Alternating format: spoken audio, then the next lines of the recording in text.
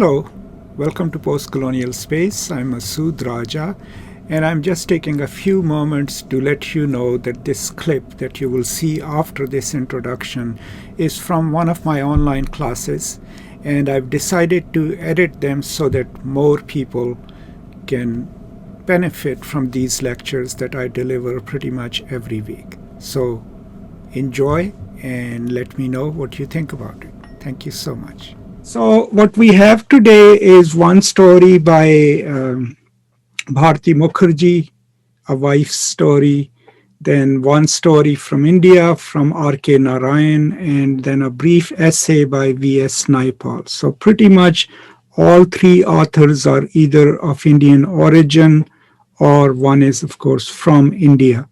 So we went to Egypt and now we are going to South Asia. And Bharati Mukherjee is an interesting writer because she kind of attempted to tell everyone that she shouldn't be considered a post-colonial author. She wanted to be considered an American author. And most famous for her novel Jasmine, which is taught and discussed quite heavily in English world lit studies and English literature studies. Most of her novels and stories always have a female protagonist, and they're about their experiences in the world. Jasmine, for example, is the experience of a young woman who illegally comes to United States from India, and it's her life and her, final success. She is also kind of interesting because she also always offers the place of arrival as a place of ultimate becoming. So in most of her stories, then the immigrant experience of being in America in itself kind of becomes a redemptive experience, which quite a people have a lot of problems with, but that's what you see in her stories. Then going to R.K. Narayan. Narayan was amongst the first major writers from India who decided to write in English, wrote quite a few novels, and is also famous for creating a kind of a fictional community. Just like Faulkner creates the Yoknefatawa County, he creates a place called Salmagundi, where most of his novels and stories are placed. And it is kind of based in southern India. But if you have read your Fanon carefully, he kind of belongs to the first and second generation of writers who go and master the colonial languages, master the form, and publish in it, but then by and large try to tell the stories of native subjects. So this story that you read is kind of from that realm. Then V.S. Naipaul, originally born and raised in Trinidad and Tobago, moved to England. A Nobel laureate, won the Nobel Prize for Literature. Also a highly controversial figure, especially in his non-fictional works. Became kind of a sympathizer of the Hindu majoritarian party in India, BJP, and has been highly appropriated by them. I think his own stance would be more complex, but that's where his work is currently being used. Wrote a lot of works, novels, travelogues, and his first novel was based in Trinidad, and then he has one really important novel that is called A Bend in the River, which is kind of a rewriting of Heart of Darkness, and I highly recommend it. And this particular essay that you read was published after he had published his travelogue, which he called Amongst the Believers, and that's when he travels to Muslim countries that are not Arab countries, Iran, Pakistan, Malaysia, Indonesia, these, and he has his views of these countries. And we'll talk about that in a minute. So if we go to Bharati Mukherjee's story, I mean, the plot is pretty simple. Our protagonist is a housewife from an upper middle class Indian family. Maybe she was married too young, maybe it was an arranged marriage. And what we know is that she has never really had an independent experience as an autonomous adult subject. And she is on a scholarship and kind of living the life as an individual human person and experiencing it with her friends. And we are brought into the story as she, with one of her friends, is watching a David Mamet play, right?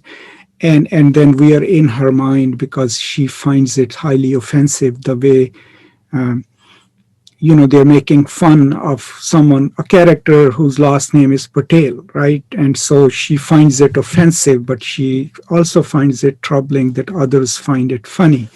And it's kind of a take on how sometimes racism against a certain community can operate without being made problematic, especially even on stage.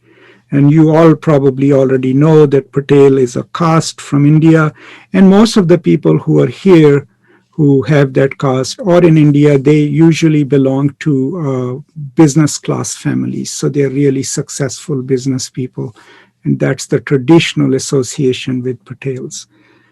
And so that's the first thing we encounter in the story. And then it's her life there, right, until the husband arrives. And we know that the husband is this privileged guy from, a privileged part of India, but he comes in and his behavior is like that of a tourist, right? Because he wants to take pictures. He doesn't relish the culture, but his approach is that. And he's expecting her to be the same. But we know that she, having experienced life differently, having made different friends, having had a different social experience, obviously is not the same person. The question then is, what will happen to them, right? And that's really an important question, because you might have heard it in your own lifetime too, when people say, oh, don't send her to college because, college will destroy who she is, or don't send her to America because she will lose her faith and all. What they're basically assuming is that whatever this person holds dear or whatever their identity is so insecure that a different way of thinking or a different way of living could destroy that, right? And so that's how I read it. I don't read it as a story in which America becomes her place of becoming, because that would be reading too much into it. But I think we could read it as what would happen to a person who has lived a very strict life, is a smart, intelligent person, if she was given a chance to go and live with friends and develop her own infrastructure of friends and family. Would that alter that person's worldview? And then how would it work with someone who still expects her to be the same? I think that's the issue, in my opinion, that the story handles really deftly. And, I'll be happy to hear your views on that. Then when we go to A Horse and Two Goats, which is kind of a tragic comedy, right? We have our protagonist, Muni. We know that he's kind of lazy. His wife really scolds him a lot. He used to have a flock of sheep and goat, but something has happened, so he's only left with two goats, and he has no money, no credit. And so all he does is takes his two goats out for grazing and just daydreams. And so what he does this morning is doing the same thing, but he's sitting on the pedestal of a statue of a horseman who is based in a real historical figure who had fought in the War of Liberation and was a hero for that village. And then, a tourist, an American tourist, stops by. Now, that is also an interesting character, because what we learn from the American tourist is that he is the kind of guy who has made it, who has worked hard all his life and has now reached a middle class status. and is now has the liberty of traveling, but also aspiring to collecting art or whatever. But he has a very utilitarian view of the world, right? He sees the statue and he's like, how much, right? And so they have this conversation in which each is telling their own story, but they can't understand each other, right? So that act of miscommunication ends in a transaction, right, where Muni accidentally ends up selling him the statue, actually helps him put it in the car without objecting to it. But what Muni thinks is that he's selling his goats, right? And he gives him his goats too. And by the end of the story, he's telling his wife, look, I sold the goats, here the money. And the wife is like, I don't believe you. You probably stole this money. And meanwhile, his goats come back. So, I mean, I also read it as a story of what happens when two cultures or people from two separate cultures meet and there is a communication gap. And then through default, the person from the dominant group might still end up winning the conversation or kind of benefiting from it because the system defaults towards them. But you can read it any way you like, and then we can talk about it. And the third one, the essay by Naipaul. Now, as I said, Naipaul is also an apologist for colonialism. And the story about the IndoTrinidadian population is really interesting. Trinidad and Tobago have almost a 50-50 split between the Indo-Trinidadians and the African Creole population. Now, of course, the Africans were brought in there as slave labor. And after the emancipation of 1830, after Britain abolishes slavery, Trinidad and Tobago were a British colony, so they import workers, right, from Southeast India, right? And these are the workers who are indentured servants. They come to work the fields. And so their communities grow in rural area, and they are farming communities, and they eventually also become business communities. And then there is this division in Trinidad and Tobago. There are two political parties. One is ethnically reliant on the Indian population, the other on the African Creole population. And so that's where Naipaul was born, right? And he becomes a writer and a journalist, but then he aspires to go to England, and that's where he ends up. And by the end of his career, he kind of out-Englishes the English, right?